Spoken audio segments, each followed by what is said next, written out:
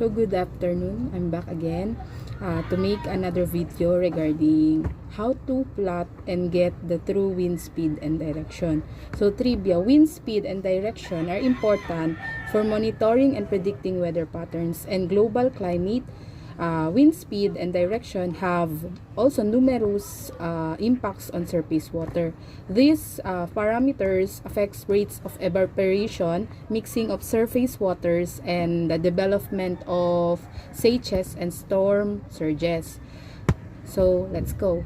To plot and get true wind direction and speed, the materials that you'll be needing is a set of triangles, a compass divider. Yes, this is not the same as the materials that we are using on board the ship. I just use the resources I have. So a pencil, a nautical chart, because we are using the compass rose, but I furnish a copy of a compass rose for clearer view. So next is your references, the Beaufort scale. So trivia, Beaufort scale, or its full name Beaufort Wind Force Scale, it is an empirical measure that relates wind speed to observed condition at sea level, sea or land. So Beaufort scale, it is useful for estimating wind power without wind instruments. So and also you will be needing a copy of the 32 points of compass as your reference. So let's start.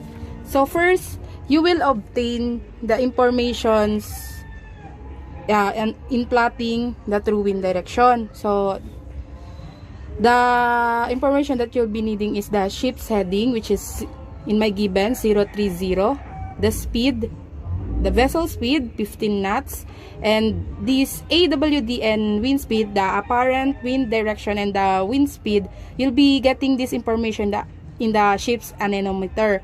So it is -25 because the hand of the anemometer points at the port side. So if it is at the port side, it is negative, meaning minus. If it is in the starboard side, meaning you add. So the first thing that you'll be doing is to plot the heading and the speed. So to plot the heading and the speed, so you mark 030. You look in the compass rose 030. Then you'll get your compass divider, measure 15 since the speed is 15 knots. Then you mark. Get your pencil and mark from the point of 15, 030 and 15. So you have your ship's heading and speed. The next, you'll be needing a calculator because the apparent wind direction, which is -25, you subtract it on your heading. So 030 minus 25. So 5. So 5 degrees. You mark your triangle on 5 degrees. The 5 degrees. And then get your compass divider and measure 30 knots. Since the speed of the wind is 30 knots. Then put a mark. And mark it. Oops. Then the point of the wind direction and the point of the heading, so this is the apparent wind, so connect it. After connecting it, you drag your triangle in the center of the compass rose. Now the question is if it is northern side or southern side. So always remember the rules. Wind comes from, current goes through. So the wind is coming from the north side. So your direction will be north side. So you'll get the true wind at the north side.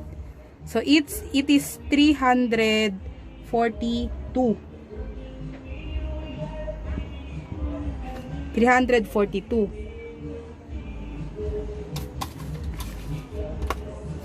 So you'll get your compass, the 32 points of compass, and look for 342. So it falls under north-northwest. 337.50 and the highest is 343. So 342 belongs at 343, right? So it is north-northwest. So the wind direction is, so with the true wind direction is north-northwest. Next is your wind force. Measure the heading point and the apparent wind direction point and scale, and put your compass divider on the scale. So it's 17. So 17, get your Beaufort scale and look for its knots. So 17 knots.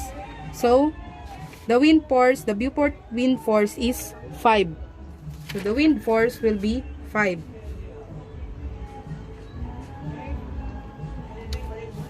So that's simple. So your arrow here is going down, but the wind is coming from the northwest.